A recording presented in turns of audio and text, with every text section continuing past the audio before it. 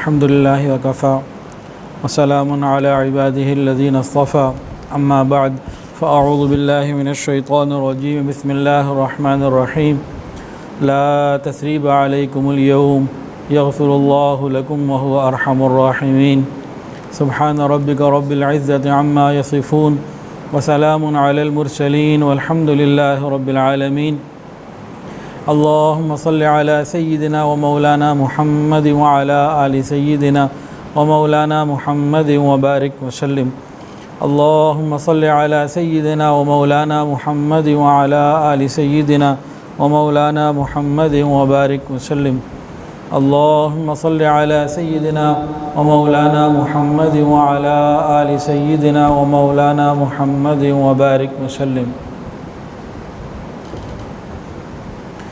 سیرت کے بیانات الحمدللہ چل رہے ہیں۔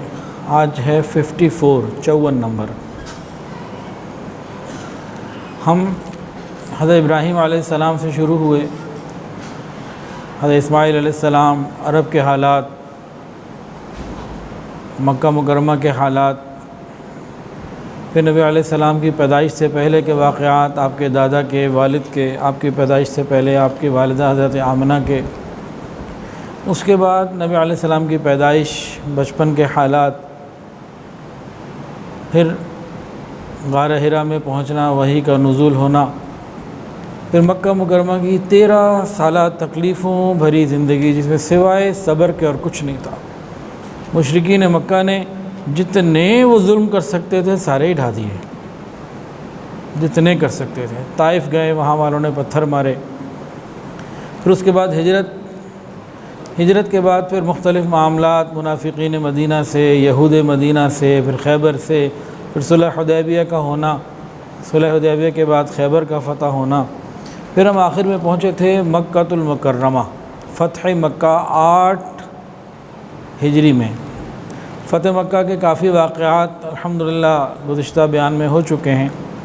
اب فتح مکہ ہونے کے بعد کے کچھ واقعات مکہ مکرمہ کے اندر ہی کے، جس میں اسلام کی ایک ایسی شکل سامنے آتی ہے کہ حضور صلی اللہ علیہ وسلم کی عظمت اور آپ کی صبر کرنے کی جو صفت ہے، معاف کرنے کی جو صفت ہے، درگزر کرنے کی جو صفت ہے، وہ کھل کے سامنے آتی ہے۔ مسلمان کبھی بھی دہشت گرد نہیں ہو سکتا، مسلمان تو چیونٹی بھی نہیں مار سکتا، وہ کسی اپنے کو کیا مارے اور دہشت گردی کیا کرے۔ تو فتح مکہ کے بعد کے حالات اگر آپ اس تناظر میں دیکھیں کہ کسی شخص کو، کسی فوج کو، کسی جرنیل کو دشمنوں کے اوپر فتح حاصل ہوتی ہے تو وہاں وہ کیا کیا ظلم نہیں کرتا۔ تو نبی علیہ السلام کو ساری فتح حاصل ہو چکی ہے، قوت آپ کے ساتھ ہے، لیکن آپ کے معاملات کیا ہیں اس کو آج ہم انشاءاللہ تعالیٰ سنیں گے اور سمجھیں گے، اور نیت کریں ہمیں عمل بھی کرنا ہے۔ حضرت مولانا ابوالکلام آزاد رحمۃ اللہ لکھتے ہیں نبی علیہ السلام کے بارے میں، بہت خوبصورت نپے تلے الفاظ ہیں۔ میں جب پڑھتا ہوں مجھے خوشی ہوتی ہے اور مزہ آتا ہے ان الفاظ کا، بہت خوبصورت لکھے ہوئے ہیں۔ لکھتے ہیں نبی کریم صلی اللہ علیہ وسلم کے عفو درگزر کے بارے میں، سنیے اور دل کے کانوں سے سنیے۔ مظلومی میں صبر، مقابلے میں عزم، معاملات میں راست بازی یعنی صحیح درست معاملات کا کرنا، اور طاقت اور اختیار کے باوجود عفو درگزر انسانیت کے وہ نوادر ہیں جو کسی ایک زندگی میں اس طرح جمع نہیں ہوئے جس طرح نبی صلی اللہ علیہ وسلم کی مبارک زندگی میں جمع ہوئے۔ دوبارہ سنیے، میں اپنے شوق کے لیے پڑھ رہا ہوں۔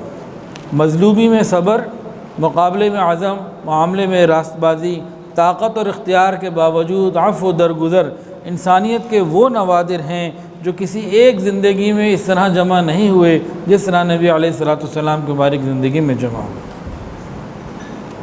قاضی عیاض رحمۃ اللہ شفا شریف میں لکھتے ہیں کہ حضور صلی اللہ علیہ وسلم کو ان کے دشمن جتنی تکلیف پہنچاتے تھے ان کا صبر اتنا بڑھتا چلا جاتا تھا، جتنی تکلیفیں پہنچائی جاتی صبر اتنا بڑھتا چلا جاتا، اور جاہل آپ کے ساتھ جتنی جہالت کا معاملہ کرتے، آپ کا حلم، بردباری، تحمل مزاجی اتنی بڑھتی چلی جاتی تھی۔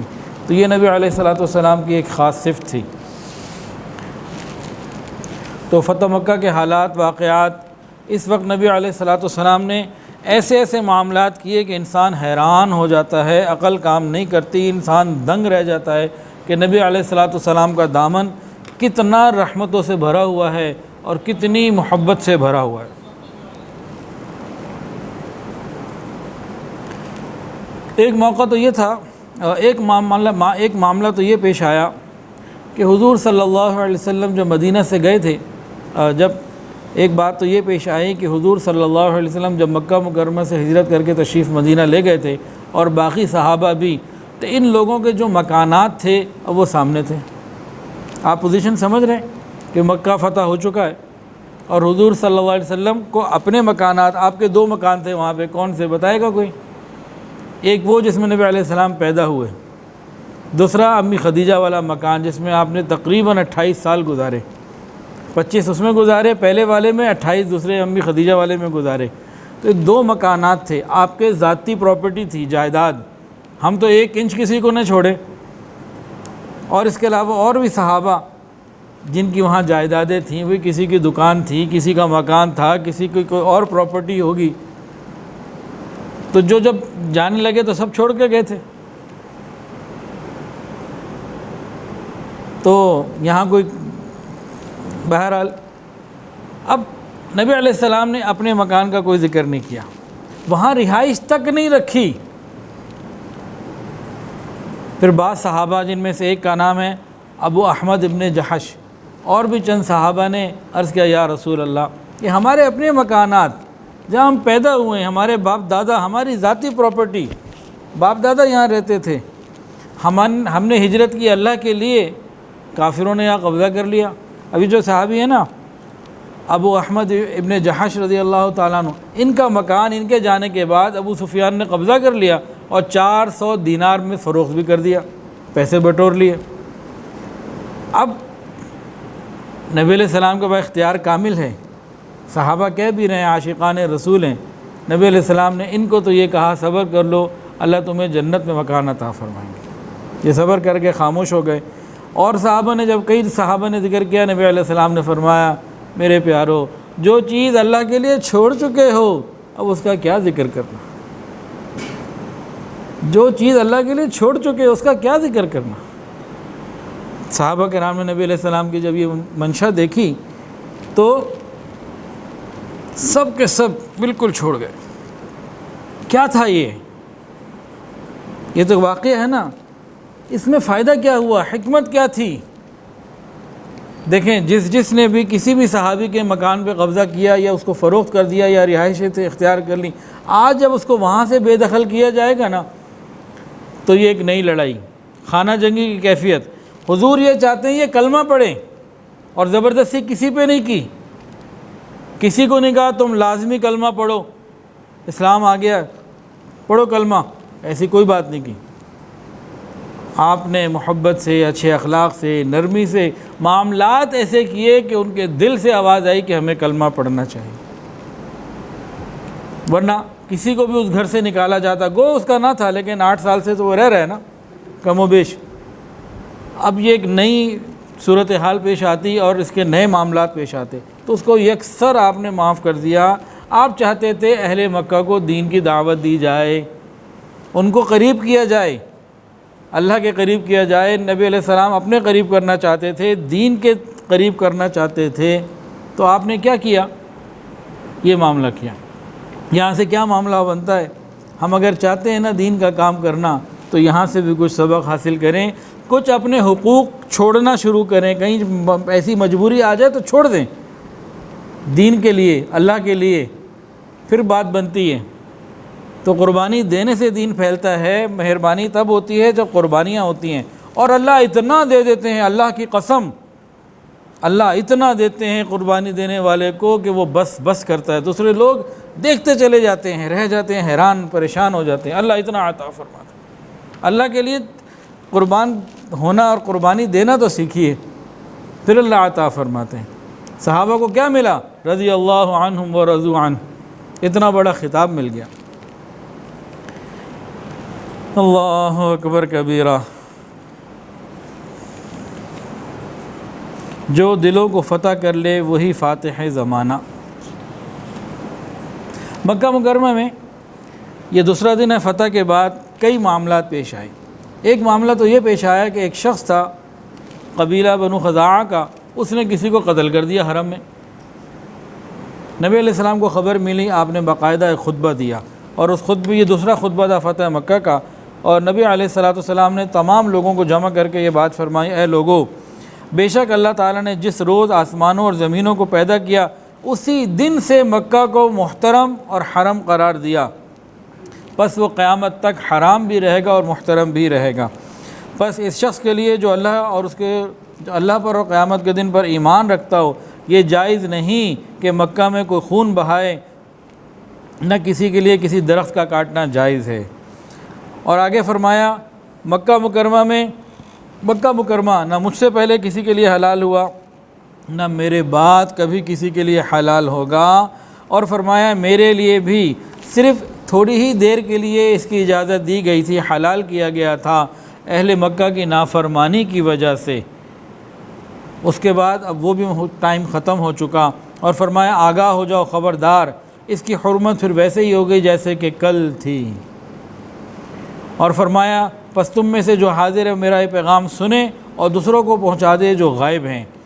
اور فرمایا کہ جو شخص یہ کہے کہ رسول اللہ صلی اللہ علیہ وسلم نے مکہ میں قتال کیا تھا، تم اس کو یہ کہہ دینا کہ تحقیق اللہ تعالیٰ نے صرف اپنے رسول کے لیے مکہ مکرمہ کو کچھ وقت کے لیے حلال کر دیا تھا، تمہارے لیے حلال اللہ نے نہیں کیا۔ اور آگے اس قبیلے کو فرمایا جس کے بندے نے کوئی قتل کر دیا تھا، ان کو کہا اے گروہ خزاعہ، قتل سے اپنے ہاتھ کو اٹھا لو، آئندہ ایسا کام مت کرنا، تم نے ایک شخص کو مار ڈالا جس کی دیت خون بہا میں دوں گا۔ جو شخص آج کے بعد کسی کو قتل کرے گا تو مقتول کے گھر والوں کو دو میں سے ایک بات کا اختیار ہوگا، یا تو خون کے بدلے قاتل کا خون لے لیں، النفس بالنفس، جان کے بدلے جان، یا پھر قصاص کا معاملہ جو دیت کا جو ہے وہ معاملہ کریں۔ اس کے بعد رسول اللہ صلی اللہ علیہ وسلم نے 100 اونٹ اس شخص کی دیت اپنی طرف سے عطا فرما دی۔ آپ نے اپنی طرف سے کیوں عطا فرمائی؟ قبیلہ خزاعہ کو اللہ کا حکم سنا دیتے کہ بھئی یہ حکم ہے، ادا کرو۔ اب یہ کیا ہوتا؟ اب یہ پھر ایک نئی چیز شروع ہو جاتی۔ تو جو بڑے لوگ ہوتے ہیں نا، جو لیڈر ہوتے ہیں، قوم کے سردار ہوتے ہیں، خاندانوں کے بڑے ہوتے ہیں، انہیں پھر بڑی قربانیاں دینی پڑتی ہیں۔ ایک دہی بڑے ہوتے ہیں، وہ تو چبا کے کھائے جاتے ہیں، لیکن جو گھر کے بڑے ہوتے ہیں نا، ان کو بھی ہر وقت دہی بڑے کی طرح چبایا ہی جا رہا ہوتا ہے۔ تو قربانیاں دینی پڑتی ہیں، اپنے بڑے ہونے کی قیمت دینی پڑتی ہے، اپنے بڑے پن کی قیمت دینی پڑتی ہے، اس کے بغیر کام نہیں بنتا۔ آپ علیہ السلام کے اوپر تو نہیں تھے، آپ نے دے دیے اپنی طرف سے، ان کو نہیں کہا کہ تم لوگ جمع کر کے دو، کہ معاملے کو ختم کر کے آگے بڑھانا ہے، آگے چلنا ہے، رکنا نہیں ہے، زندگی کے سفر کو روکنا نہیں ہے۔ ٹارگیٹ آگے بڑھا ہے تو پھر کام کرنا ہے، رکنا نہیں ہے۔ کچھ کہہ رہے؟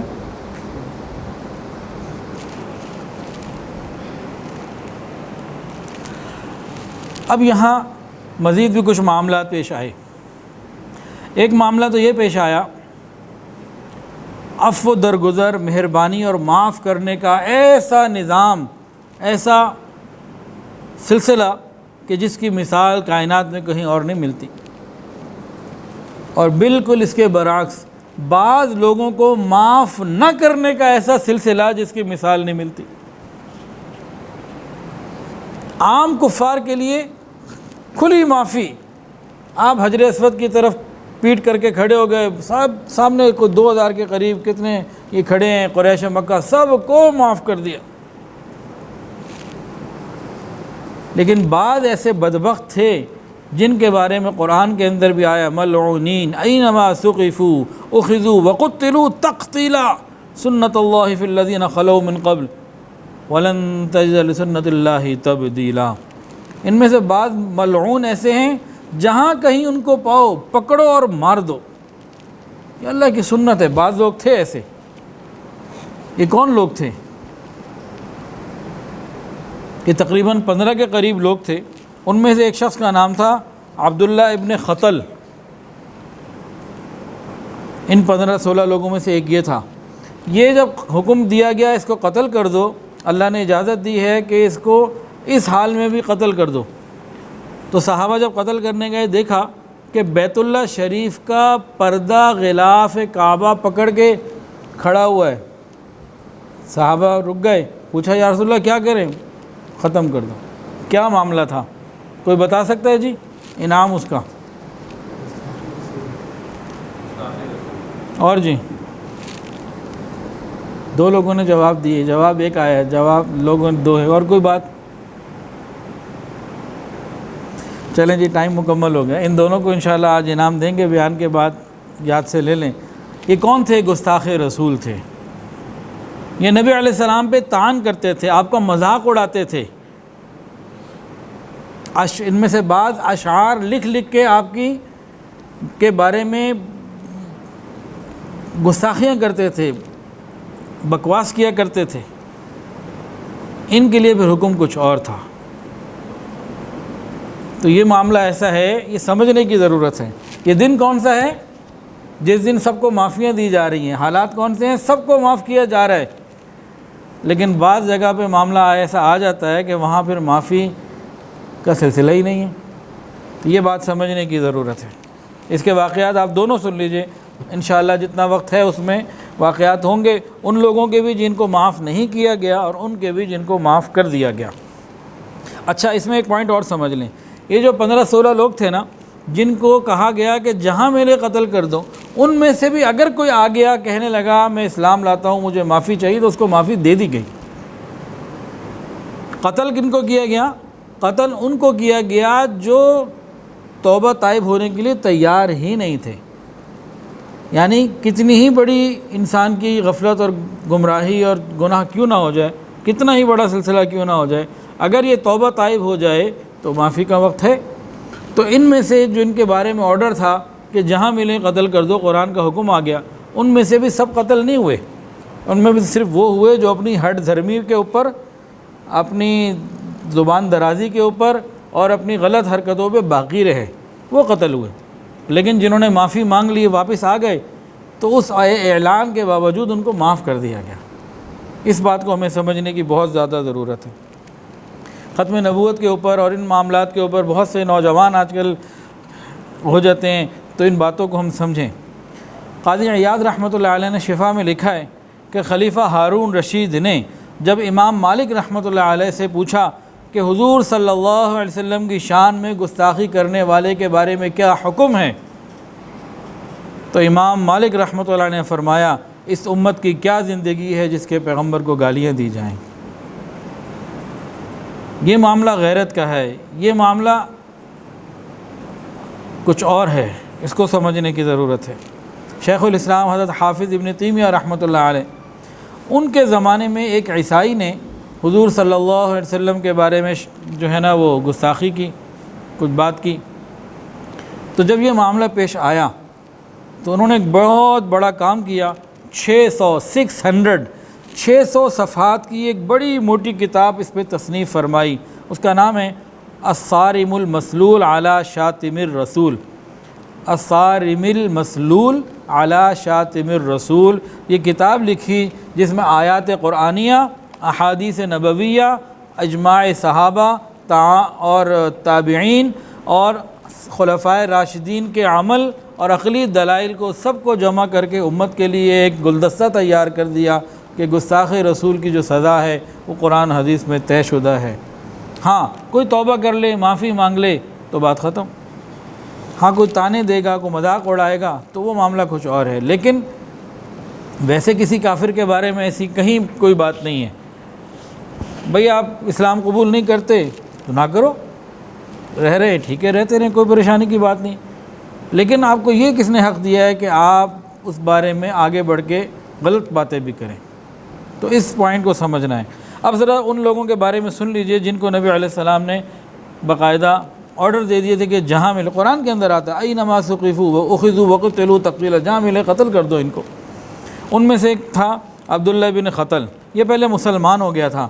حضور صلی اللہ علیہ وسلم نے اس کو کسی کام سے بھیجا، عامل بنا کے بھی فلانی جگہ جاؤ اور صدقات وغیرہ کا مال جمع کر کے لے کر آؤ، جیسے مدرسوں کے سفیر جاتے ہیں اور جاتے ہیں کہ بھئی لوگوں کو اطلاع کرنا یا جو بھی سلسلہ، نبی علیہ السلام نے بھیجا اور ساتھ ایک غلام کو بھی بھیجا، مسلمان تھا وہ غلام، یہ مسلمان ہو گیا تھا، چلا گیا۔ راستے میں اس نے اس غلام کو کہا مجھے کھانا چاہیے، کھانے میں کچھ دیر ہو گئی، تیار نہیں ہوا وقت پہ یا تیار بالکل نہیں ہوا، اس کو آ گیا غصہ، تلوار نکالی، غلام کو کر دیا قتل۔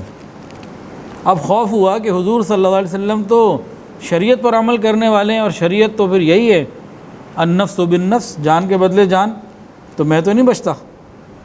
تو یہ مرتد ہو کے بھاگ کے مکہ مکرمہ چلا گیا، اور وہاں جا کے اس نے 2 باقاعدہ لانڈریاں خریدی یا پہلے سے تھیں، ان کا انتظام کیا، اور باقاعدہ حضور صلی اللہ علیہ وسلم کے اوپر طعنے اور مذاق اور گستاخی اور اس طریقے جیسے آج کل مزاحیہ کارٹون کا سلسلہ، تو اس زمانے کے حساب سے اس نے بہت ساری باتیں شروع کر دیں۔ کفار آتے محفلوں میں، ان کو شراب پلائی جاتی، اور وہ لونڈیاں گانا گا گا کے نبی علیہ السلام کا مذاق اڑاتی، یہ اس نے کام شروع کر دیا۔ تو جب مکہ مکرمہ فتح ہو گیا تو نبی علیہ السلام نے اس کے قتل کا حکم دے دیا۔ یہ بیت اللہ کے غلاف سے چمٹا ہوا تھا، صحابہ نے پوچھا کیا کریں، غلاف کعبہ سے لگا ہوا، کہا وہیں مار دو اس کو۔ تو یہ معاملہ ہوا۔ اب اس کی 2 لونڈیاں تھیں،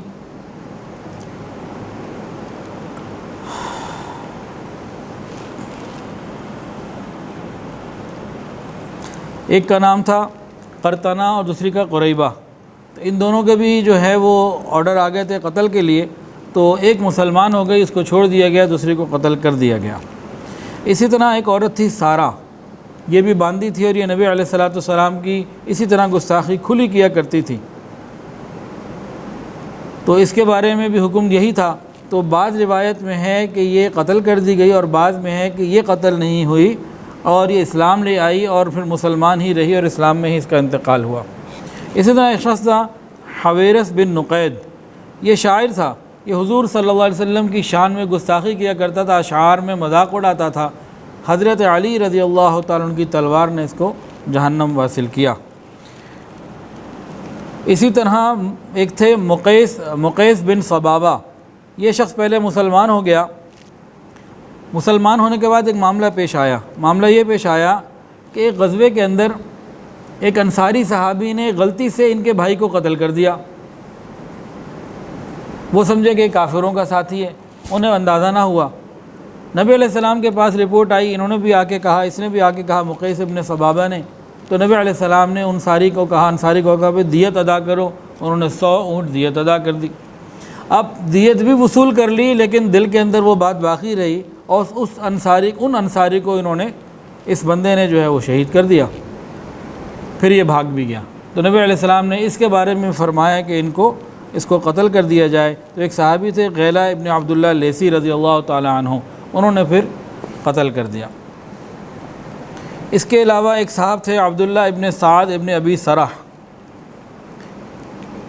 ان کے ساتھ ایک عجیب واقعہ ہوا، مسلمان بھی ہو گئے، کاتب وحی بن گئے، اللہ کے کلام کو لکھنے لگے۔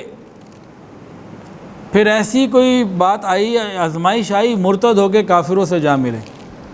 اب یہ حضرت عثمان غنی رضی اللہ تعالیٰ عنہ کے رضاعی بھائی تھے، مکہ فتح ہو گیا، حضرت عثمان غنی رضی اللہ تعالیٰ عنہ کے پاس گئے، ان کو بلایا، کہا کہ بھئی دیکھو کلمہ پڑھ لو، مسلمان ہو جاؤ، دوبارہ واپس آ جاؤ، تم یہ کیا کر رہے ہو؟ خیر وہ تیار ہو گئے، حضرت عثمان غنی رضی اللہ عنہ کو راضی کر کے نبی علیہ السلام کی خدمت میں لائے، اور بار بار عرض کیا یا رسول اللہ، ان کو توبہ کے کلمات بیعت کر دیجئے، ان کو اسلام میں داخل کر لیجئے، معافی مانگنے آئے معاف کر دیجئے۔ کئی مرتبہ آپ نے کہا نا، نبی علیہ السلام خاموش رہے۔ آپ تو فوراً معاف کرنے میں آگے بڑھنے والے تھے، لیکن اس جگہ آپ خاموش رہے، بالکل خاموش رہے۔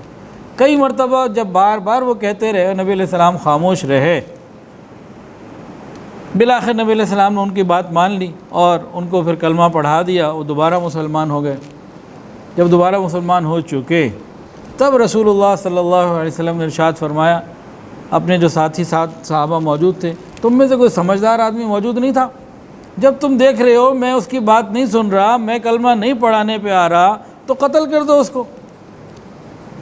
کیوں نہیں کیا؟ تم میں کوئی سمجھدار آدمی نہیں تھا؟ تو صحابہ نے کہا یا رسول اللہ اگر آنکھ کا اشارہ ہو جاتا تو ہم یہ کر دیتے۔ سنیے اور دل کے کانوں سے سنیے، نبی علیہ السلام نے فرمایا نبی کو یہ زیب نہیں دیتا اس طرح آنکھوں سے اشارے کر کے کچھ احکامات دے۔ صاف ستھری زندگی، صاف ستھری سچائی ہونی چاہیے، سچا کام ہونا چاہیے کہ یہ نبی کو زیب نہیں دیتا، یہ مسلمان کی شان نہیں ہے۔ خیر یہ پھر مسلمان ہوئے اور افریقہ کو انہوں نے باقاعدہ پھر فتح بھی کیا، اور یہ مصر کے والی بھی رہے، اور آخری عمل ان کا صبح کا تھا، انہوں نے وضو کیا، فجر کی نماز پڑھائی، نماز پڑھا کے بھی پہلا سلام پھیرا تھا السلام علیکم ورحمۃ اللہ، دائیں طرف بائیں طرف پھیرنے لگے تو انتقال ہو گیا اور جنت چلے گئے۔ تو یہ ان کے ساتھ معاملہ پیش آیا۔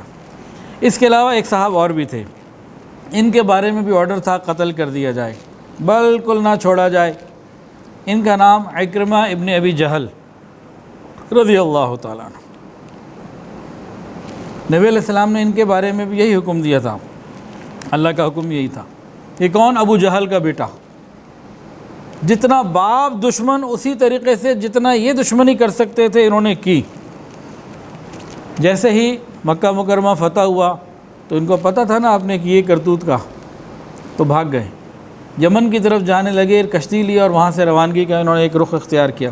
ان کی اہلیہ تھیں ام حکیم رضی اللہ تعالیٰ عنہ، کلمہ پڑھ کے مسلمان ہو چکی تھیں۔ نبی علیہ السلام سے عرض کیا یا رسول اللہ میرے خاوند کے لیے بھی مہربانی فرما دیجئے، اس کو بھی امن دے دیجئے۔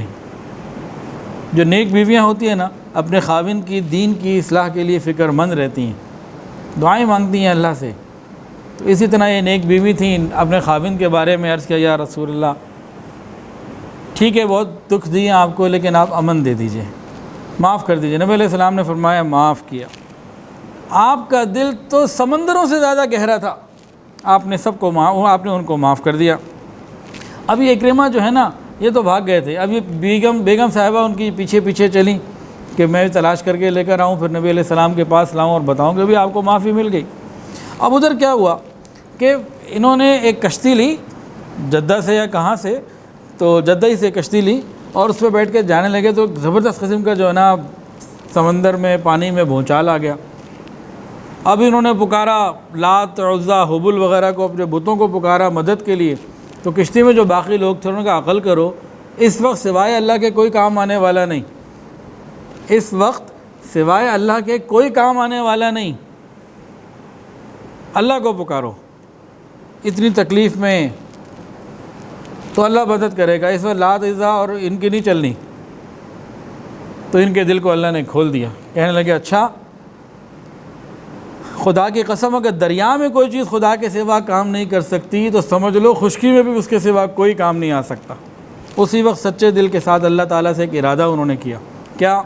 اے اللہ میں تجھ سے وعدہ کرتا ہوں اگر تو نے مجھے اس پریشانی سے نجات دی تو ضرور محمد رسول اللہ صلی اللہ علیہ وسلم کے پاس حاضر ہو کر اپنا ہاتھ ان کے ہاتھ میں دے دوں گا، اور یقیناً میں ان کو بڑا معاف کرنے والا اور درگزر کرنے والا پاؤں گا۔ ابو جہل کا بیٹا یہ باتیں سوچ رہا ہے اس کشتی میں۔ قرآن مجید کے اندر یہ ذکر ہے اس مشرکین مکہ کے اس عمل کا، اس واقعے کی بات نہیں کر رہا۔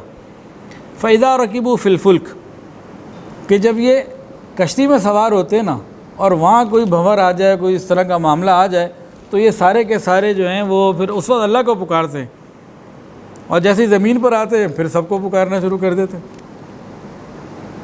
یہاں ایک بڑا عجیب نکتہ لکھا ہے علامہ قرطبی رحمۃ اللہ علیہ نے، بتا دوں کہ رہنے دوں، بڑا مزیدار۔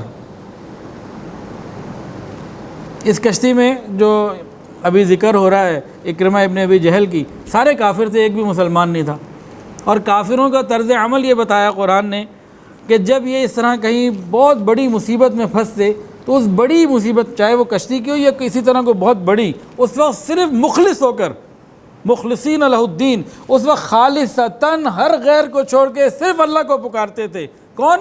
کافر۔ کون؟ مشرک۔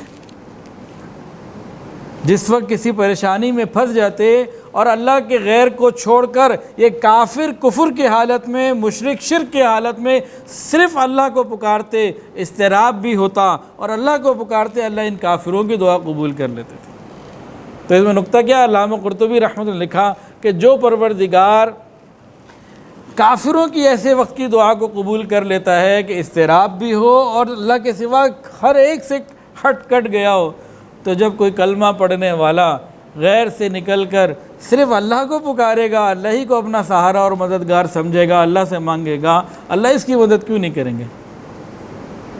تو یہ نقطہ تھا۔ خیر، اب جناب یہ کشتی سے اتر آئے، ادھر سے بیوی پہنچ گئی۔ بیوی نے کہا دیکھو بھائی تمہارے لیے میں امان لے کر آئی ہوں۔ امان دے دی مجھے؟ ہاں امان دے دیے، اور کہا اپنے آپ کو ہلاک مت کرو، چلو۔ اب یہ اکرمہ جو ہے نبی علیہ السلام کے پاس چلنے کے لیے روانہ ہو گئے اور اپنی بیوی کے ساتھ ہیں۔ راستے میں انہوں نے بیگم کے قریب آنے کا ارادہ کیا۔ بیگم نے کہا نہیں بھائی، ابھی میں مسلمان ہوں، تم کافر ہو، پہلے حکم معلوم ہو اس کے بعد۔ کہا عجیب بات ہے، ایک شوہر کے پاس بیوی آنے سے منع کر رہی، یقیناً کوئی بہت بڑا معاملہ ہے۔ تو بہرحال یہ پھر پہنچے نبی علیہ السلام کے پاس۔ اب آگے ذرا غور سے سنیں ان کلمات کو، دلوں کو تھام کے سن لیجیے گا۔ نبی علیہ السلام نے صحابہ کو، جو آپ کو پتہ لگ گیا کہ اکرمہ آ رہا ہے، ابھی مسلمان نہیں ہے، کون ہے؟ ابو جہل کا بیٹا۔ ابو جہل کون؟ مسلمانوں، پوری دنیا میں، کائنات میں مسلمانوں کا سب سے بڑا دشمن۔ نبی علیہ السلام نے فرمایا کہ یہ ابو جہل، یہ میرا فرعون تھا اور یہ موسیٰ کے فرعون سے زیادہ شدید تھا، زیادہ سخت تھا۔ اتنے بڑے دشمن کا بیٹا آ رہا ہے، نبی علیہ السلام کیا کہہ رہے ہیں سنیے، اور دلوں کو تھام کے ذرا توجہ کے ساتھ سنیے۔ فرمایا اکرمہ مومن ہو کر آ رہا ہے، لہٰذا اس کے کافر باپ کو برا مت کہنا، مردہ کو برا کہنے سے زندہ کو تکلیف ہوتی ہے۔ ہم تو جناب کتنے ہم میں سے ایسے ہیں کہ سسر کو گالی دیے بغیر پیٹ نہیں بھرتا، کھانا نہیں ہضم ہوتا، بیوی سے کوئی بات ہو جائے تو پھر باپ دادا تک پہنچتے ہیں سیدھا۔ ادھر تو ابو جہل کو برا کہنے سے منع کیا جا رہا ہے، کیوں؟ کہ مومن بیٹے کو تکلیف ہوگی، اور ہم اپنے قریبی رشتہ داروں میں جب آپس میں لڑتے ہیں تو سیدھا باپ دادا تک پہنچتے ہیں، حالانکہ ان کا کوئی لینا دینا بھی نہیں اس چیز سے جس کے بارے میں ہم باپ دادا کو گالیاں دے رہے ہوتے ہیں۔ ہوتا ہے جی ہمارے معاشرے میں ایسا کہ نہیں؟ پھر سن لیجئے، اکرمہ مومن ہو کر آ رہا ہے، لہذا اس کے باپ ابو جہل کو برا مت کہنا۔ ہم تو مسلمان کو برا بھلا کہہ رہے ہوتے ہیں، یہ اخلاق ہوتے ہیں۔ خیر، اکرمہ آپ کے پاس آئے، نبی علیہ السلام کو اتنا شوق تھا، خوشی تھی، آپ آگے بڑھ کے ان استقبال کیا اور کیا فرمایا؟ اے مہاجر سوار، تیرا آنا مبارک ہو۔ اور آپ جا رہے تھے، آپ کی چادر مبارک بھی کپڑے سے جسم سے نیچے اتری۔ اے مہاجر سوار، تیرا آنا مبارک ہو۔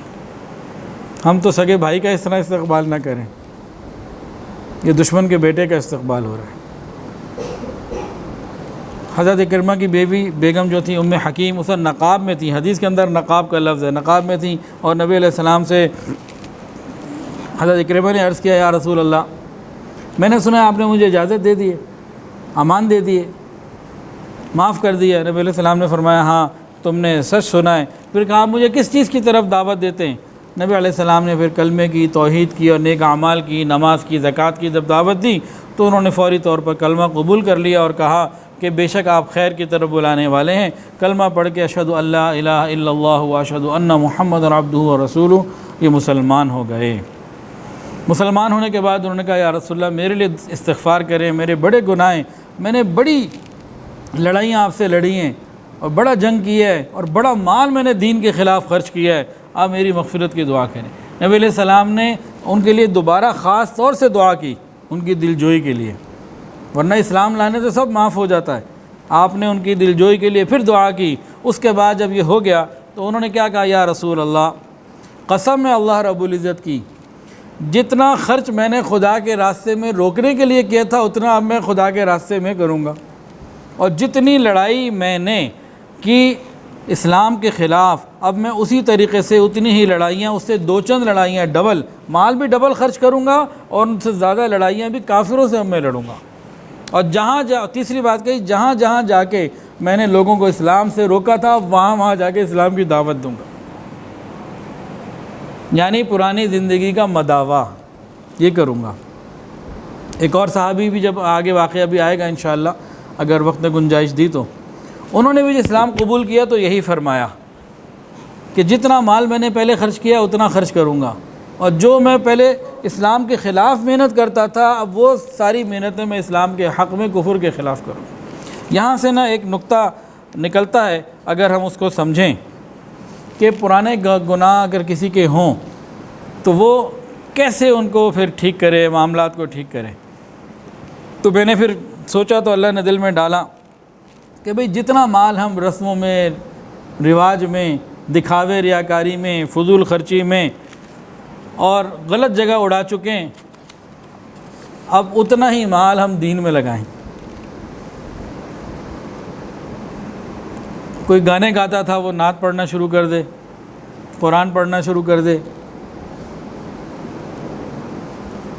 تو اس طریقے سے کوئی اگر شراب پیتا تھا وہ لوگوں کو پاک پانی، صاف پانی مہیا کرے۔ کسی نے اگر کسی کی عزت پہ ہاتھ اٹھایا تھا اب وہ آگے لوگوں کی شادیاں کروائے، جہیز کا انتظام کرے، بچیوں کے لیے نکاح کے انتظامات کروائے۔ تو سوچے کہ بھئی پہلے میں کیا کرتا رہا، اب میں کیا ایسا کروں کہ اس کا بدل ہو جائے، میرے معاملے ٹھیک ہو جائیں۔ تو بہرحال یہ صحابہ کرام کا ایک طریقہ رہا، تو ہم بھی اس میں دیکھ سکتے ہیں اگر کسی کے ساتھ ایسی کوئی بات ہو۔ تو بہرحال اس کے بعد اسلام لانے کے بعد حضرت اکرمہ رضی اللہ تعالیٰ عنہ ساری زندگی جہاد میں گزار دی، اور حضرت صدیق اکبر رضی اللہ تعالیٰ عنہ نے مرتدین کے لیے جو لشکر روانہ کیے تھے ان میں سے ایک لشکر کے سردار پھر یہ خود تھے، اور اجنادین کے جہاد میں یہ شہید ہوئے، اور جسم پر تیر اور تلوار کے 70 سے زیادہ زخم تھے، 70 سے زیادہ زخم تھے۔ حضرت اکرمہ رضی اللہ تعالیٰ عنہ مسلمان ہونے کے بعد جب تلاوت قرآن کے لیے بیٹھا کرتے تو غشی پڑ جاتی، رو پڑتے، کہتے ھذا کلام ربی، ھذا کلام ربی، یہ میرے رب کا کلام ہے، ایسے روتے۔ اچھا، ان کا بڑا ایک عجیب واقعہ ہے۔ مکہ مکرمہ جب نبی علیہ السلام داخل ہو رہے ہیں فتح مکہ کے لیے، اس وقت انہوں نے ایک مسلمان کو شہید کر دیا۔ خود تو بھی مسلمان نہیں ہیں، مسلمان تو کئی دن کے بعد ہوئے، بیگم گئی اور وہ لے کر آئی اور پھر معاملات ہوئے۔ اس دن انہوں نے ایک مسلمان کو شہید کر دیا۔ نبی علیہ السلام کو اطلاع ملی، نبی علیہ السلام نے اسے ارشاد فرمایا مسکراتے ہوئے، قاتل اور مقتول دونوں ہی جنت میں جائیں گے۔ کہ نبی علیہ السلام کو بذریعہ وحی اطلاع مل گئی کہ اکرمہ نے بہرحال مسلمان تو ہونا ہے، اور جب مسلمان ہونا ہے پچھلے معاف ہو جانے ہیں، تو یہ جو مقتول ہے یہ تو ابھی شہید ہو کے جنت میں پہنچ گئے، جو قاتل ہے ابھی وہ کافر بھی ہے، قاتل بھی ہے، لیکن جب بعد میں توبہ طائب ہو جائے گا تو سبھی کچھ معاف ہو جائے گا اور وہ بھی جنت میں پہنچ جائے گا۔ تو یہی اشارہ تھا کہ اکرمہ فی الحال اگرچہ مسلمان نہیں لیکن ہو جائیں گے۔ اس کے بعد ایک شخص اور تھا، حبار ابن اسود، اللہ اکبر کبیرہ۔ اپنی جان کے دشمنوں کو معاف کرنا آسان ہوتا ہے، اولاد کی جان کے دشمنوں کو معاف کرنا اور مشکل کام ہے۔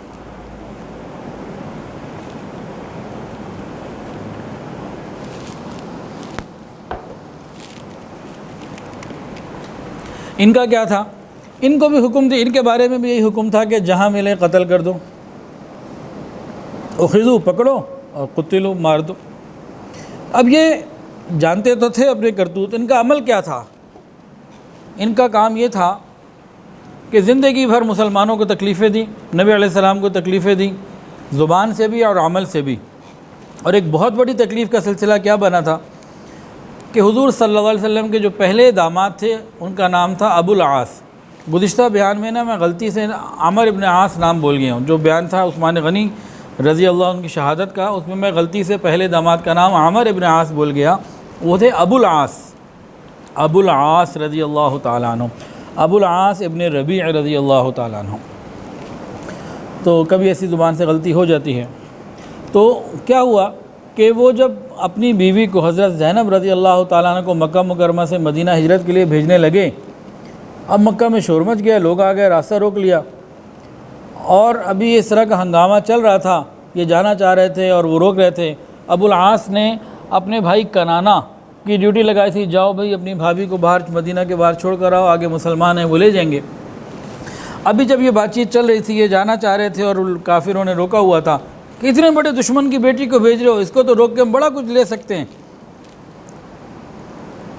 تو اس وقت حبار ابن اسود نے کیا کیا تھا، حضرت زینب رضی اللہ تعالیٰ عنہ اونٹنی کے اوپر بیٹھی ہوئی تھی اور وہ حاملہ تھیں.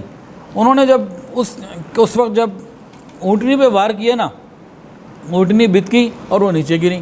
اب اتنی بلندی سے کوئی نیچے پتھریلی زمین پہ گرے تو پھر کیا ہوتا ہے، مسکیریج ہو گیا. اور معاملہ اس وقت رفع دفع ہوا، اور لوگوں نے کہا مشرکین نے کہ بھئی اگلے دن کسی وقت نا رات کو خاموشی سے لے جانا، ایسے دن دہاڑے نہ ہمارے دشمن کی بیٹی کو لے جاؤ، اس میں ہمیں زیادہ شرم آتی ہے. خیر اگلے وقت میں اب وہ روانہ ہوئیں. باہر مسلمان صحابہ موجود تھے، وہ ان کو مدینہ لے گئے. اب کتنے دن میں، 8 دن 10 دن میں پہنچے ہوں گے. کوئی دوائی دینے والا، کوئی ساتھ عورت ساتھ نہیں، کوئی خیال کرنے والا نہیں. مس کیریج ہوا ہوا ہو عورت کا، اور اس میں اس طرح مشقت بھرا سفر 8-10 دن کا مستقل ہو. اور مدینہ جب پہنچیں تو بہت زیادہ حالت خراب ہو چکی تھی. نبی علیہ السلام نے جب ان کو دیکھا تو آپ کی مبارک آنکھوں میں آنسو آ گئے، اور آپ نے فرمایا کہ میری بیٹی کو دین کے لیے بہت تکلیف دی گئی، اور پھر یہی زخم آپ کی شہادت یا وفات کا، شہادت کا ذریعہ بھی بنا. تو حبار ابن اسود کون ہوا؟ گستاخی اپنی جگہ اور بیٹی کا قاتل اپنی جگہ. اب یہ آ گئے اور آ کے نبی علیہ السلام کے پاس آ گئے. ایک شخص نے دیکھ لیا اور وہ اٹھ گیا کہ کچھ میں تلوار ماروں. نبی علیہ السلام نے اس کو روک دیا اور آ کے کہا کہ میں تو کلمہ پڑھنے کے لیے آیا ہوں. نبی علیہ السلام نے ان کو بھی کلمہ پڑھا دیا اور یہ بھی مسلمان ہو گئے. اس کے بعد ایک صاحب تھے وحشی ابن حرب. انہوں نے کن کو قتل کیا تھا جی بتائیں؟ جی حضرت حمزہ رضی اللہ تعالیٰ عنہ. ان کے بارے میں بھی یہی حکم تھا کہ جہاں ملیں ختم کر دو. نبی علیہ السلام کے پاس یہ آ گئے اور آنے کے بعد انہوں نے کلمہ جو ہے وہ پڑھ لیا. اور نبی علیہ السلام نے ان سے پورا پوچھا کہ مجھے بتاؤ تم نے میرے چچا کو کس طرح قتل کیا تھا. اللہ اکبر کبیرہ. حضرت وحشی ابن حرب رضی اللہ تعالی عنہ نے اسلام لانے کے بعد حضور پاک صلی اللہ علیہ وسلم کو اس قتل کی پوری داستان سنائی کہ میں نے کیا کیا کیا اور کیسے کیسے کیا. آقا کی آنکھوں میں آنسو آ گئے. وحشی کو فرمایا وحشی میرے سامنے زیادہ نہ آیا کر، میرے سامنے مت آیا کر.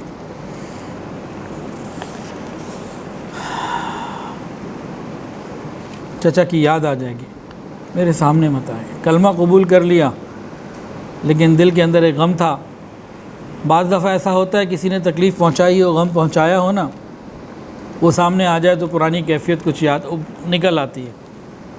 یہ فطرت انسانی ہے. فرمایا کہ وحشی سامنے نہ آئے گا. ان کو اس بات کا بڑا غم تھا. ان کے دل کے اندر ایک اس کی بڑی کیفیت تھی کہ نبی علیہ السلام نے مجھے اس طرح سے جو فرمایا ہے. اور ان کے دل کی ایک طلب تھی اور کہتے تھے کاش میں کوئی ایسا کام کروں جو مداوا ہو جائے، پچھلے کا بدلہ بن جائے کچھ. اور پھر انہوں نے کیا. انہوں نے کیا کیا؟ مسیلمہ ابن کذاب کو قتل کیا. وہ کون تھا؟ جو جھوٹی نبوت کا دعویٰ کرنے والا، اس کو جہنم واصل کیا. وہ فرماتے تھے قتلت خیر الناس فی الجاہلیہ وقتلت شر الناس فی الاسلام.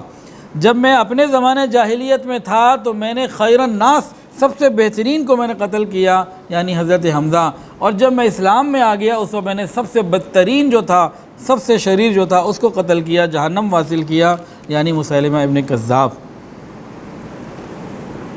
تو یہ پھر آگے نا عدلے کا بدلہ، کچھ نہ کچھ انسان کو فکر، ہمیں بھی فکر ہونی چاہیے. اگر ہم نے کسی کا دل دکھایا ہے تو دل لبھانے کی بھی کوشش کیا کر لیں. اچھا، انہوں نے نبی علیہ السلام سے ایک عجیب بات پوچھی تھی، کیا میرے گناہ بھی معاف ہو جائیں گے؟ کتنے گناہ کیے ہیں، جن میں سے ایک بہت بڑا گناہ حضرت حمزہ کو صرف قتل ہی نہ کرنا بلکہ آنکھ، ناک، کان، جگر، پتہ نہیں کیا کیا کیا ان کے ساتھ. کیا بنے گا میرا؟ تو رسول اللہ صلی اللہ علیہ وسلم نے اس بات کو جب سنا، اللہ تعالیٰ نے جواب اتار دیا. فرمایا قل یا عبادی الذین اسرفوا علی انفسہم لا تقنطوا من رحمت اللہ ان اللہ یغفر الذنوب جمیعا انہ هو الغفور الرحیم. اے حبیب آپ فرما دیجئے، اے میرے بندو جنہوں نے اپنی جانوں پر حد سے زیادہ ظلم کر لیا، بہت گناہ گار ہو چکے، گناہ ان پہ سوار، وہ نیچے آ چکے، اتنے گناہ کر چکے، لا تقنطوا من رحمت اللہ، میری رحمت سے نا امید مت ہونا، اللہ تمام گناہوں کو بخش دے گا، وہ یقیناً بڑا بخشنے والا، بڑا مہربان ہے. اللہ تعالیٰ تو ایسے مہربان، رحیم اور کریم ہے. اسی طرح ان لوگوں میں ایک تھا شخص کعب ابن زہیر، یہ نبی علیہ السلام کے خلاف اشعار شاعر سے بڑے اور شعر لکھا کرتے تھے، اور اس میں مذاق اڑانا، طعنے دینا اور اس قسم کی باتیں ہوا کرتی تھیں۔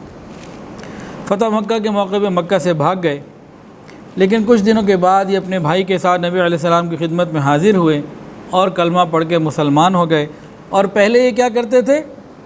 نبی علیہ السلام کی شان کے خلاف اشعار لکھتے تھے شاعر، اسلام لانے کے بعد نعتیہ کلام لکھنا شروع کر دیا اور نبی علیہ السلام کے بارے میں اپنا مشہور قصیدہ لکھا۔ تو یہ ان کی ایک پھر وہی بات آ گئی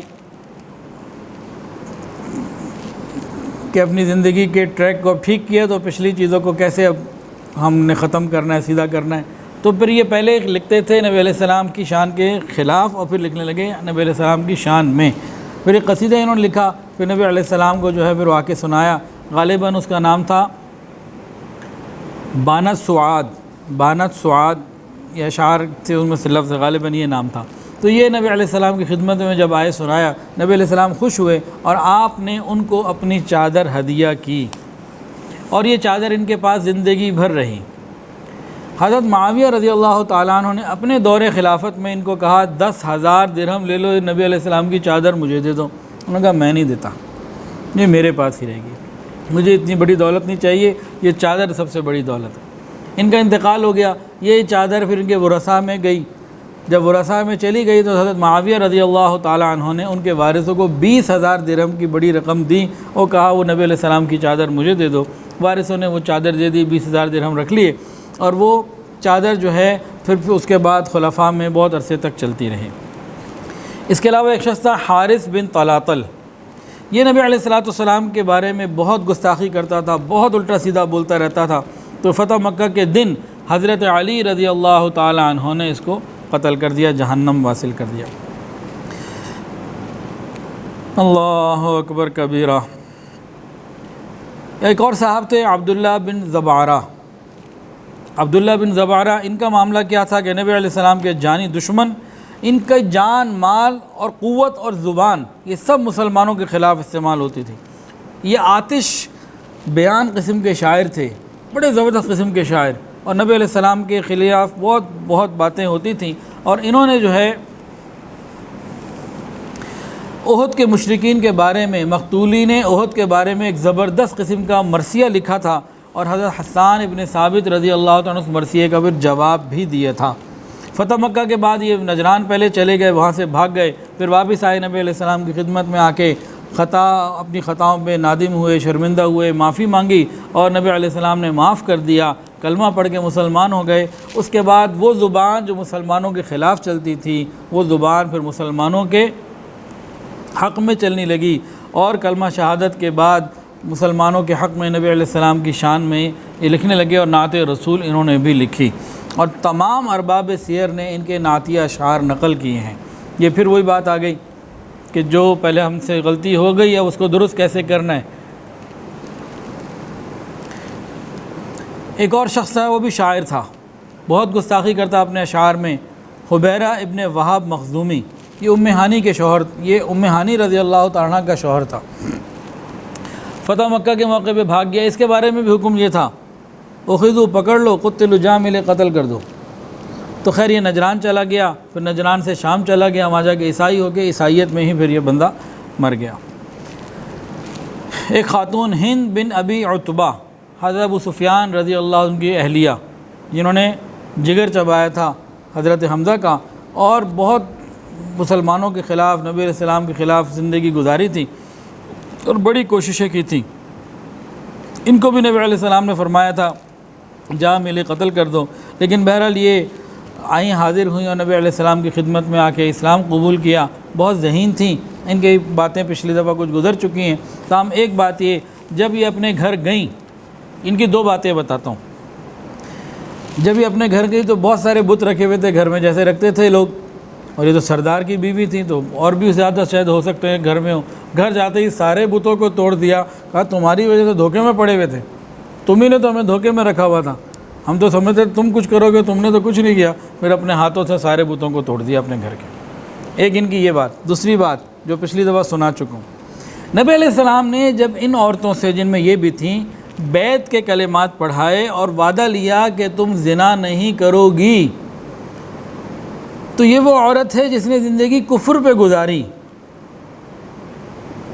حیران ہو کے پوچھا کیا کوئی شریف عورت بھی کر سکتی ہے زنا؟ یہ اس زمانوں کے کافروں کا حال تھا۔ آج ہم مسلمانوں کو دیکھ لیں کیا ہے۔ تو بہرحال یہ سب معاملات ہوا، اور یہ وہ لوگ تھے جن کے بارے میں حکم تھا کہ انہیں قتل کر دیا جائے۔ اس کے بعد نبی علیہ الصلوۃ والسلام مکہ مکرمہ میں مسجد حرام میں بیٹھے ہوئے تھے۔ حضرت ابوبکر صدیق رضی اللہ تعالیٰ عنہ اپنے والد ابو قحافہ کو لے کر آ گئے، سفید بال، بوڑھے، بڑی عمر۔ جب قریب آئے نبی علیہ السلام نے دیکھا تو فرمایا کہ ابو بکر ان کو کیوں لے کر آ گئے، مجھے کہتے میں چلا جاتا۔ تو عرض کیا یا رسول اللہ، ان کا آنا زیادہ مناسب تھا، میں سمجھتا ہوں کہ ان کا آنا ہی مناسب تھا، آپ اس بات کے مستحق ہیں کہ یہ آئیں، آپ کا جانا تو مناسب نہیں ہے، ان کا آنا مناسب تھا۔ خیر نبی علیہ السلام نے اپنے پاس بٹھایا، اپنا مبارک ہاتھ ان کے سینے پہ پھیرا اور فرمایا مسلمان ہو جاؤ۔ وہ مسلمان ہو گئے، اور نبی علیہ الصلوۃ والسلام نے فرمایا کہ ان کے سارے بال سفید ہو چکے ہیں، ان کو خضاب لگایا جائے، لیکن بلیک کلر کا نہ لگانا، سیاہ اور کالا نہ لگانا، کوئی اور کلر جو ہے وہ لگا لو۔ نبی علیہ السلام خوش ہوئے ان کے اسلام لانے سے۔ خوش کیوں ہوئے؟ صدیق کے والد، خوشی ہونی چاہیے تھی، اور ویسے بھی کوئی کافر مسلمان ہو جائے تو خوشی کی بات ہے۔ یہاں سیرت حلبیہ میں علامہ حلبی رحمہ کا عجیب بات لکھی ہے۔ حضرت ابوبکر صدیق رضی اللہ تعالیٰ عنہ نے نبی علیہ السلام کو فرمایا، ایک عاشق رسول نے عرض کیا یا رسول اللہ، ابو قحافہ میرے والد کے ایمان کی خوشی تو آپ کو ہو رہی ہے، مجھے بھی ہے، لیکن اگر ابو طالب آپ کے چچا مسلمان ہو جاتے تو مجھے اس سے زیادہ خوشی ہوتی ہے اپنے باپ کے مسلمان ہونے سے، کہ وہ آپ کے زیادہ قریب تھے۔ یہ محبت کی باتیں ہیں۔ آگے ایک اور شخص ہے صفوان ابن امیہ۔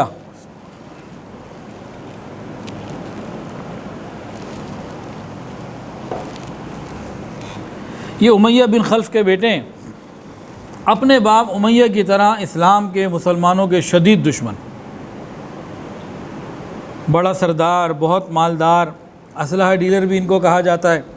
لوگ لڑائیوں کے لیے ان سے ہتھیار ادھار پہ قیمتاً اس طرح سے لیا کرتے۔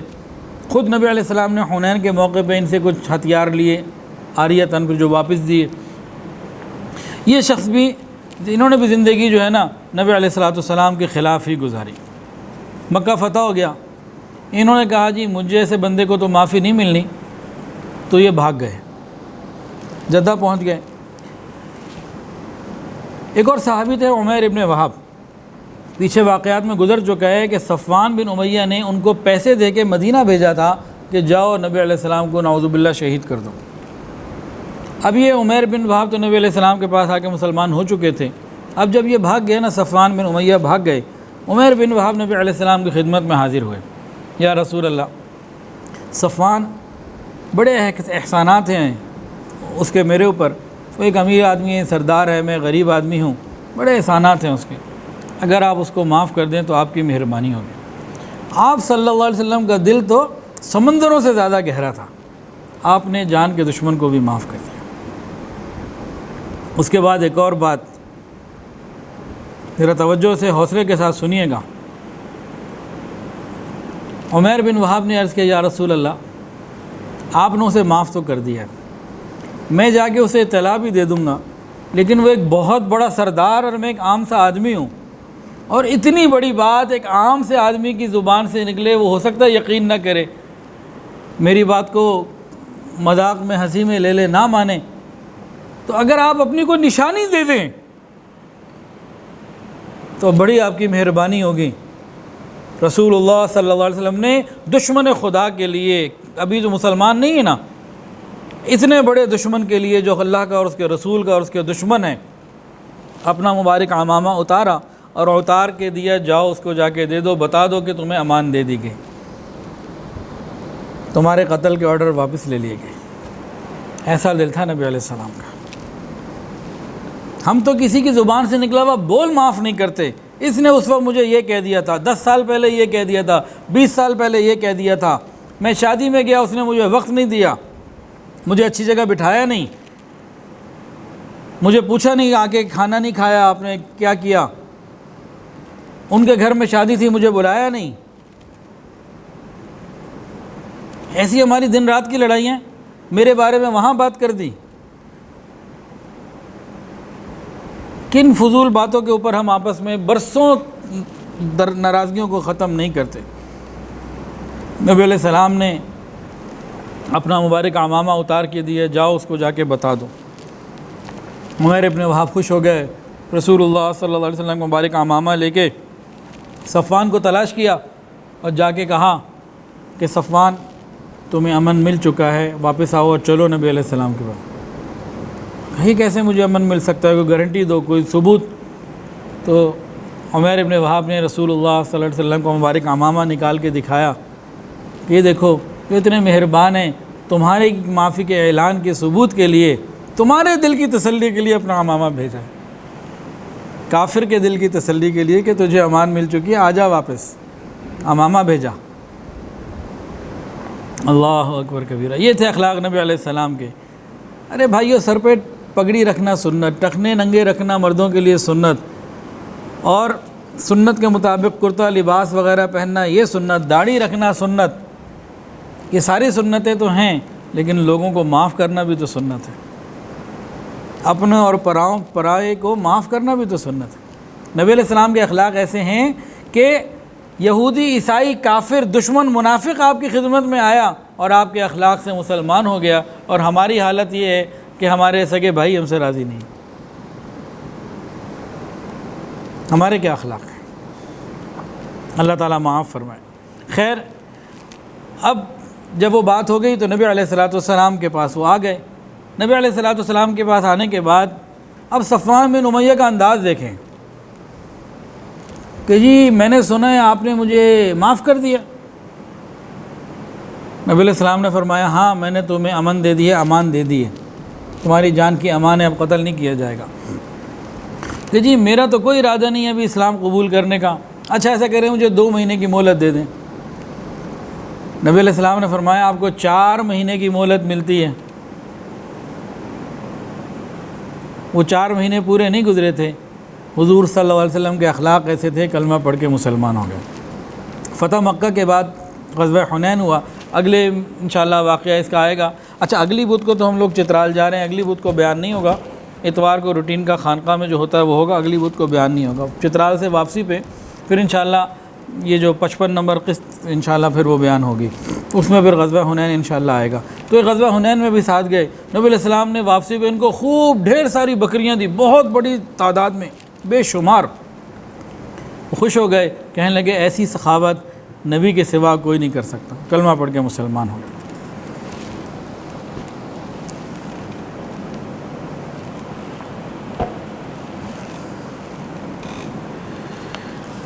اللہ اکبر۔ اس کے بعد حضرت سہیل ابن عمر رضی اللہ تعالیٰ یہ اسلام لے کر آئے۔ یہ قریش کے اشراف میں سے تھے، ان کے سرداروں میں سے تھے، بہت اچھی پرسنالٹی تھی، اور یہ خطیب قریش کہلاتے تھے۔ صلح حدیبیہ میں جب یہ آئے نا قریش کی طرف بات کرنے، تو نبی علیہ السلام نے فرمایا تھا کہ اب کچھ آسانی ہو جائے گی۔ تو فتح مکہ کے دن یہ چھپ گئے اپنے گھر کے اندر، نظر بند ہو گئے، دروازے بند کر لیے۔ اپنے بیٹے کو بھیجا کہ جاؤ بھائی نبی علیہ السلام کی خدمت میں جا کے میری جان کی امان تو لاؤ۔ بیٹا نبی علیہ السلام کی خدمت میں حاضر ہوا۔ نبی علیہ السلام نے کیسے استقبال فرمایا، کہا بیٹے کو کہ ٹھیک ہے میں نے امن دیا، آپ ان کو لے کر آئیں، اور صحابہ سے مخاطب ہو کے بیٹے کے سامنے یوں فرمایا کہ جو شخص سہیل سے ملے اس کی طرف تیز نظروں سے نہ دیکھے، قسم ہے میری زندگی کی، قسم ہے میری زندگی فالعمری، قسم ہے میری زندگی کی کہ سہیل بڑا عقل مند اور شریف ہے، اور سہیل جیسا شخص اسلام سے جاہل اور بے خبر نہیں ہو سکتا۔ یہ باتیں جب وہاں گھر میں سنی خوش ہو گئے اور کہنے لگے کہ یہ تو اسلام کے دعوت اسلام سے پہلے جو بچپن میں تھے تب بھی بہت شریف تھے، اور آج بھی نہایت شریف ہے۔ خیر یہ قریب آئے اور آ کے مسلمان ہو گئے، اور انہوں نے بھی آ کے پھر مسلمان ہونے کے بعد کیا کہا کہ یا رسول اللہ آج سے پہلے جتنا میں نے مال اسلام کے خلاف خرچ کیا اب اتنا میں اسلام کے لیے خرچ کروں گا، اور جتنی لڑائیاں میں نے اسلام کے خلاف لڑیں آج کے بعد اتنی میں اسلام کے لیے لڑوں گا۔ ان کے زندگی کے حالات میں ایک واقعہ بڑا عجیب ہے کہ بہت شریف، عقل مند اور دانا تھے، بہت دانا قسم کے آدمی تھے۔ ان کا واقعہ ذرا سنیں دل کے کانوں سے، بس ہم انشاءاللہ 3-4 منٹ آج زیادہ ہو جائیں گے تو پورا کر لیتے ہیں، اگلے بدھ کو تو آپ کو ویسی چھٹی مل جائے گی، تو آج چند منٹ زیادہ جو ہے نا وہ کر لیں۔ دور فاروقی ہے اور کوئی اہم معاملے کے اوپر حضرت عمر فاروق رضی اللہ تعالیٰ نے لوگوں کو بلایا ہوا ہے، اب مسلمان جمع ہیں، اب دربار خلافت اندر ہے اور کچھ گروپ بائی گروپ لوگوں کو بلایا جا رہا ہے۔ تو اس میں قریش مکہ کے بڑے بڑے یہ سردار جو یہ آج ان کا ذکر آیا، یہ مسلمان جو ہوئے، ابو سفیان رضی اللہ تعالیٰ عنہ، اور یہ جناب سہیل ابن عمر رضی اللہ تعالیٰ عنہ، اور اس کے علاوہ کئی اور بڑے بڑے جو مشائخ تھے ان کے قریش کے بڑے بڑے سردار، یہ بھی موجود تھے۔ اب حضرت عمر کے پاس جانا ہے، دروازے پہ بیٹھے ہیں، باہر بیٹھے ہیں۔ اب حضرت عمر رضی اللہ عنہ نے پہلے کن کو بلایا؟ حضرت بلال کو، حضرت عمار کو، حضرت یاسر، اس طرح کے لوگوں کو بلایا، غزوہ بدر کے بدریین لوگوں کو بلایا، اب وہ سارے غربا، اب یہ امیر لوگ تھے اور یہ اس میں تھے۔ تو ابو سفیان ایک بات وہاں پہ کہہ گئے، زبان سے جملہ نکل گیا کہ یہ تو پہلی دفعہ دیکھا ہے کہ ان فقیروں کو، غریبوں کو ہم پہ اہمیت دی جا رہی ہے اور ہمیں کوئی ویلیو نہیں دی جا رہی، ہمیں بلایا نہیں جا رہا، ہمیں اول ترجیح نہیں دی جا رہی، اور ایسا تو منظر ہم نے کبھی نہیں دیکھا کہ غلاموں کو بلایا جا رہا ہے اور ہم بڑے بڑے سردار مکہ کے رئیس ہمیں جناب باہر بٹھایا ہوا ہے، ہم ویٹنگ لائن میں بیٹھے ہوئے ہیں، اس طرح کی کوئی بات کہی۔ تو وہاں سہیل ابن عمر نے ابو سفیان اور باقی سارے بڑے بڑے جو قریش کے سردار جو سارے مسلمان ہو چکے تھے، ان کو ایک خطاب فرمایا، وہ سنیں، بڑا مزیدار ہے۔ انہوں نے فرمایا، اے قوم، میں خدا کی قسم ناگواری اور غصے کے آثار تمہارے چہروں پر نمایاں دیکھ رہا ہوں، بجائے اس کے کہ تم کسی اور پر غصہ کرے تم اپنے اوپر غصہ کرو، تمہیں اپنے اوپر غصہ کرنا چاہیے، اس لیے کہ دین حق کی دعوت جب ان کو دی گئی تھی اس وقت تمہیں بھی دی گئی تھی۔ دین حق کی دعوت جب ان کو دی گئی تھی اس وقت ہی تمہیں دی گئی تھی، یہ لوگ سنتے ہی دور پڑے اور تم نے پس و پیش کی اور پیچھے رہے۔ خدا کی قسم، جس شرف اور فضیلت کو یہ لوگ لے کے چلے گئے، تمہارا اس شرف سے محروم رہ جانا میرے نزدیک اس دروازے کی محرومی سے زیادہ بڑا ہے جس پر آج تم رشک کر رہے ہو۔ ارے سوچو تو صحیح، غور تو کرو، وہ جو والسابقون الاولون میں چلے گئے، بدریین بن گئے، تم ان کا مقابلہ تو کر ہی نہیں سکتے ہو۔ تو اصل چیز تو درجے وہ ہیں، اس دروازے کی کیا بات کر رہے ہو کہ حضرت عمر نے ان کو بلا لیا، تمہیں بھی بلا لیں گے۔ اتنا ہی ہے نا کہ ان کی بھی ملاقات ہو گئی، تمہاری بھی ہو جائے گی، لیکن وہ جو اسلام قبول کرتے ہی جو ان کے درجات بلند ہو گئے وہ تو تمہیں نہیں مل سکتے۔ تمہیں تو اس پہ غور کرنا چاہیے، سوچنے والی باتیں تو یہ ہیں۔ اور آگے فرمایا، اے قوم، یہ لوگ تم سے سبقت لے گئے، جو تمہاری نظروں کے سامنے ہیں تمہیں نظر آ رہے ہیں، اور تمہارے لیے اس شرف اور فضیلت کے حاصل ہونے کا اب کوئی راستہ نہیں رہا۔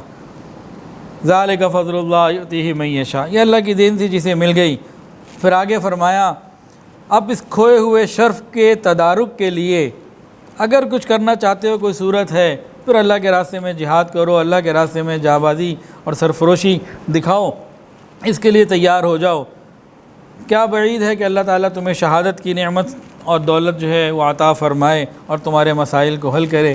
حضرت سہیل ابن عمر رضی اللہ تعالیٰ عنہ نے یہاں پر اپنی تقریر کو مکمل کیا، دامن جھاڑا اور اسی وقت جہاد فی سبیل اللہ کے لیے تشریف لے گئے اور اس زندگی بھر لڑتے رہے اور پھر یرموک کے میدان میں شہید ہو گئے۔ اور ایک روایت میں ہے کہ یرموک میں شہید نہیں ہوئے، طاعون امواس میں وفات پائی، بہرحال شہادت ان کو مل گئی۔ اللہ اکبر کبیرہ۔ اس کے بعد ابو لہب، ان کے 2 بیٹوں نے اسلام قبول کیا۔ ان کا واقعہ اس طریقے سے ہے کہ حضرت عباس رضی اللہ عنہ روایت کرتے ہیں کہ نبی علیہ السلام فتح مکہ کے بعد مجھے کہا کہ تمہارے 2 بھتیجے عتبہ اور معتب کدھر ہیں، ان کو لے کر آؤ۔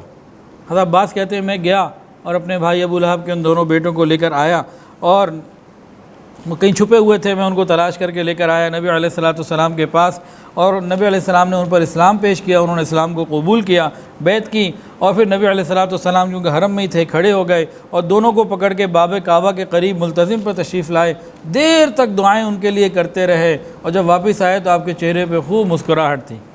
حضرت عباس نے پوچھا اللہ آپ کو ہمیشہ مسکراتا رکھے، خوش و خرم رکھے، ابھی کی یہ مسکراہٹ کس بات کے اوپر ہے؟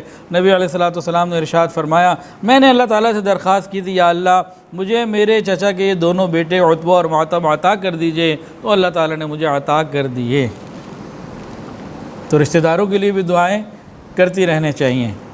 پھر حضرت معاویہ رضی اللہ تعالی عنہ یہ بھی مسلمان ہو گئے۔ ان کے بارے میں روایت اس طریقے سے ہے کہ صلح حدیبیہ میں اسلام لا چکے تھے لیکن اپنے اسلام کو چھپائے رکھا، اور یہ فتح مکہ کے موقع پہ اس کا اظہار کر دیا۔